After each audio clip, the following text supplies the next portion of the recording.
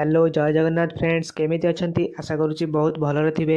एबे railway group D विभाग रु गोटे बहुत भल नियुक्ति आसी जदि आपणकर मिनिमम शिक्षागत योग्यता केवल 10वीं पास रही तेबे आपण यहाँ अप्लाई करें। तो सांग मैंने गोटे कथा कहीदेवाक चाहे कि रेलवे विभाग में नियुक्ति सुजोग बहुत कम आसी थाए, तेणु आपण यहाँ जमारू भी हाथ छड़ा करूँ ना, शीघ्र यहाँ अप्लाई करूँ। एवं मु एही वीडियो रे यार अप्लाई प्रोसेस कहबी, तेणु वीडियो टी शेष पर्यंत देखु था। देख यही जॉब टी अप्लाई करने तुमर एज लिमिट केते आवश्यक और यार टोटाल केतोटी वैकेंसी रही और यहाँ अप्लाई कर शेष तारीख केबे एवं जदि तुमे एथिरे चाकरी पाउछंती तेबे आपण प्रति मास केते टंका सैलरी पाई परिबे और आपणक सैलरी आगको आउ इनक्रीज हबो ना नहीं एवं यहाँ अप्लाई करने कौन सब डॉक्यूमेंट दरकार तेबे सबकिछि मु एई वीडियो रे कहबी। सो वीडियो टी शेष पर्यंत देखा सह एई लेटेस्ट जॉब इनफॉरमेशन पई आम चैनल को सब्सक्राइब करी बेल नोटिफिकेशन को ऑल रे सेट करके रखि थांतु, जहाँ फल जब भी मु वीडियो अपलोड करी सर्वप्रथम आपण नोटिफिकेशन पाई परिबे। तेबे चलंतु आ डेरी न करी वीडियो टी स्टार्ट करबा। एठी आपण माने देखि पारुथिबे कि south eastern railway requirement 2025 details लिखा होईछि। देखो साउथ ईस्टर्न पार्ट माने बेसिकली ओडिसा रे ही जाउछि, माने जदि आपण एथिरे चाकरी पांती तेबे पोस्टिंग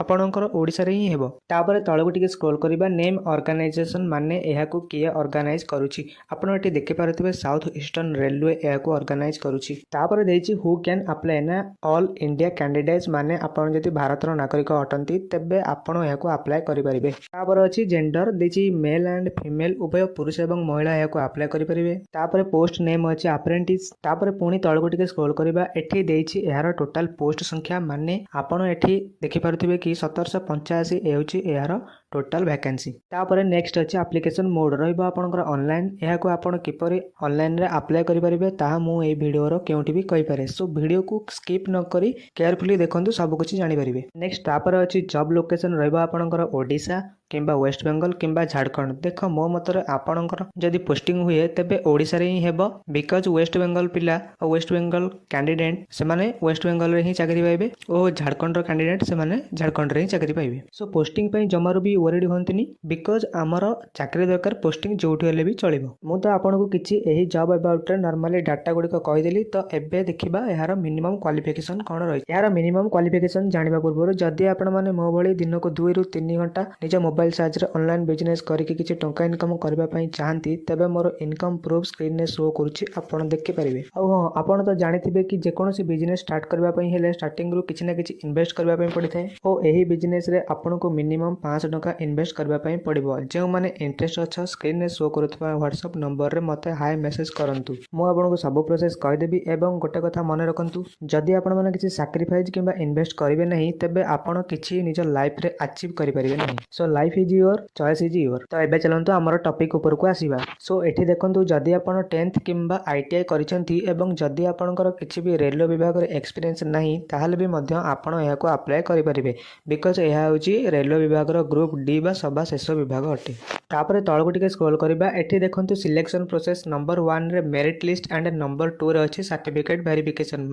माने देखंतु एहा को आपण अप्लाई करि सरबा परे एक मेरिट लिस्ट आसीबो। जदि सेथिरे आपणकर नाम थिबो तेबे आपणक सर्टिफिकेट को वेरिफिकेशन करा जिवो और एहा परे आपण एथिरे नियुक्ति पाई परिबे। तापर तळगु टिके स्क्रॉल करबा, एठी देखि पारुथिबे Odisha railway jobs vacancy 2025 important dates देछि। यार स्टार्ट डेट रही नवेम्बर मास 28 तारिख, माने एहा ऑलरेडी स्टार्ट हो गलानी। पिला माने समस्त अप्लाई करछंती और आपण भी अप्लाई करंतु, और देरी न करी जल्दी अप्लाई करंतु, कारण यार अप्लाई रा शेष तारिख हेउछि डिसेंबर मास 27 तारिख। तापर नेक्स्ट तळगु टिके स्क्रॉल करबा, एठी एप्लीकेशन फी देछि, माने जदि आपण जनरल एससीबीसी किंबा ईडब्ल्यूएस रु बिलोंग करछंती तेबे एहा को अप्लाई करबा पई 100 टंका लागिबो और जदि आपण माने एससी एसटी पीडब्ल्यूडी रु बिलोंग करछंती तेबे आपण एहा को बिना मूल्य रे अप्लाई करि परिबे। तापर तळगु टिके स्क्रॉल कले एठी देखि पारुथिबे एहार एज लिमिट देछि। एहार मिनिमम एज रहिछि 15 वर्ष एवं मैक्सिमम एज देछि 24 वर्ष। जदि आपणकर बयस एही मध्य रे आसुछि तेबे ए जॉब को आपण अप्लाई करि परिबे। तो एहा तो थिला सब बेसिक इन्फॉर्मेशन एही जॉब अबाउट रे। तो एबे चलंतु देखिबा एहार अप्लाई प्रोसेस। एहा को अप्लाई करबा पई हेले एही वीडियो रो डिस्क्रिप्शन रे दिया जायतिबा लिंक ऊपर क्लिक करंतु। क्लिक करबा परे आपणक सामने रे किछि एही बळी इंटरफेस खोली जिवो और एठी आपण माने रजिस्ट्रेशन आईडी फिल अप करिवे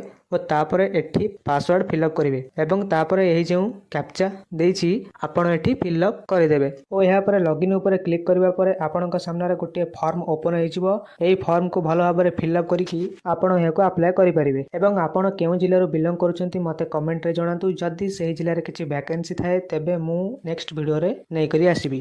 ଦେଖନ୍ତୁ ବର୍ତ୍ତମାନ ତ ଭିଡ଼ିଓଟି ଶେଷ ହୋଇଯାଇଛି। ଯଦି କିଛି ଡାଉଟ୍ ରହିଛି ତେବେ ମୋତେ କମେଣ୍ଟରେ ଜଣାନ୍ତୁ। ଆଉ ହଁ, ବିଜନେସ୍ ପାଇଁ ଯେଉଁମାନେ ଇଣ୍ଟରେଷ୍ଟ ଅଛ ତେବେ ମୋତେ ହ୍ୱାଟ୍ସଆପ୍ରେ ହାଇ ମେସେଜ କରିବା ପାଇଁ ଜମାରୁ ଭୁଲିବେନି। ଆଜି ପାଇଁ ଏତିକି, ରହିଲି। ଧନ୍ୟବାଦ। ଜୟ ଜଗନ୍ନାଥ।